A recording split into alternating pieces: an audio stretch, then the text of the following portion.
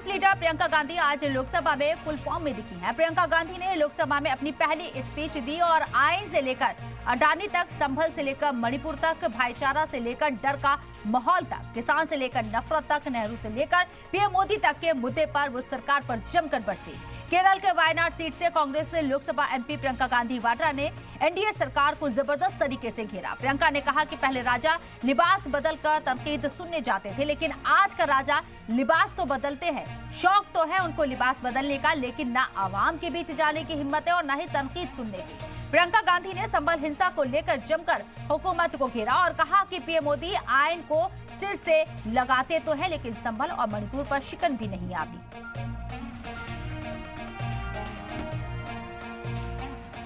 में मैं एक रेप पीड़िता के घर गई,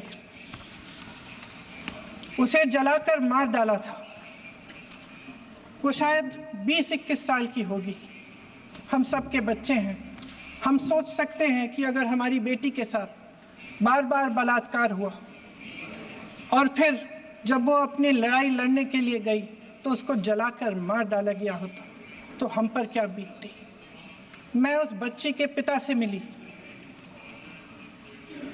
उसके खेत जलाए गए थे, उसके भाइयों को पीटा गया था, उसके पिता को बाहर से घर के बाहर घसीट कर मारा गया था। उस पिता ने मुझे बताया कि बेटी, मुझे न्याय चाहिए। मेरी बेटी अपने एफआईआर को दर्ज करने के लिए जब जिले में गई तो उसको मना किया गया। अगले जिले में जाना पड़ा उसे। वो रोज सुबह 6 बजे उठकर तैयार होकर अकेली अपने मुकदमे को लड़ने के लिए अगले जिले में ट्रेन से जाती थी। उसके पिता ने मुझे कहा कि मैंने उससे कहा, बेटी अकेले मत जाओ, छोड़ दो ये लड़ाई। लेकिन उसकी बेटी ने उसको जवाब दिया कि नहीं पिताजी, मैं अकेली जाऊंगी, मैं लड़ूंगी, ये मेरी लड़ाई है, मैं इसको लड़ूंगी। संभल के कुछ लोग आए थे हमसे मिलने जो मृतकों के परिवार के सदस्य थे। उसमें 2 बच्चे थे, अदनान और उजैर। एक बच्चा मेरे बच्चे की उम्र का है, दूसरा उससे छोटा 17 साल का है। दर्जी के बेटे थे। दर्जी का एक ही सपना था कि वो अपने बेटों को पढ़ाएगा, लिखाएगा। एक बेटा डॉक्टर बनेगा, एक बेटा भी सफल होगा अपने दूसरा बेटा भी अपने जीवन में सफल होगा। उनके पिताजी हर रोज उनको स्कूल छोड़ते थे। उस दिन भी स्कूल छोड़ने के बाद अपनी दुकान में चले गए। उन्हें पता नहीं था कि विवाद हो रहा है। उन्होंने भीड़ देखी, घर आने की कोशिश की तो पुलिस ने गोली से मार डाला। वो 17 साल का बच्चा अदनान मुझसे कहता है,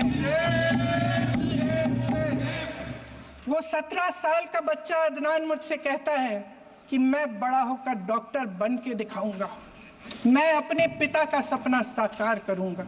जहां भाईचारा और अपनापन होता था, जहां हमारे संविधान ने एकता का सुरक्षा कवच दिया था, वहां शक और घृणा के बीज बोए जा रहे हैं। एकता का सुरक्षा कवच तोड़ा जा रहा है। प्रधानमंत्री जी यहाँ सदन में संविधान की किताब को यूं माथे से लगाते हैं, लेकिन संभल में, हाथरस में, मणिपुर में जब न्याय की गुहार आती है, उठती है, तो उनके माथे पे शिकन तक नहीं आता। इनकी जो विभाजनकारी नीतियां हैं, उसका नतीजा हम रोज देखते हैं। राजनीतिक फायदे के लिए संविधान को छोड़िए, देश की एकता को भी ये रख नहीं सकते, इसकी सुरक्षा नहीं कर सकते। हमने संभल में देखा, मणिपुर में देखा। लेकिन हमारा संविधान कहता है कि ये देश एक है और ये देश एक रहेगा। जहां खुला विवाद होता था, अभिव्यक्ति का सुरक्षा कवच होता था, इन्होंने भय का माहौल पैदा किया। महोदय, मैं इस सदन को याद दिलाना चाहती हूं कि ऐसा डर का माहौल देश में अंग्रेजों के राज में था। सत्ता पक्ष के मेरे साथी ज्यादा से ज्यादा अतीत की बातें करते हैं। सन 1921 में क्या हुआ, कब हुआ, नेहरू जी ने क्या किया। अरे वर्तमान की बात करिए, देश को बताइए आप क्या कर रहे हैं, आपकी जिम्मेदारी क्या है। कि सारी जिम्मेदारी जवाहरलाल नेहरू की है। एक कहानी होती थी अध्यक्ष महोदय, शायद बचपन में आपने भी सुनी होगी। राजा भेष बदलकर बाजार में आलोचना सुनने जाता था।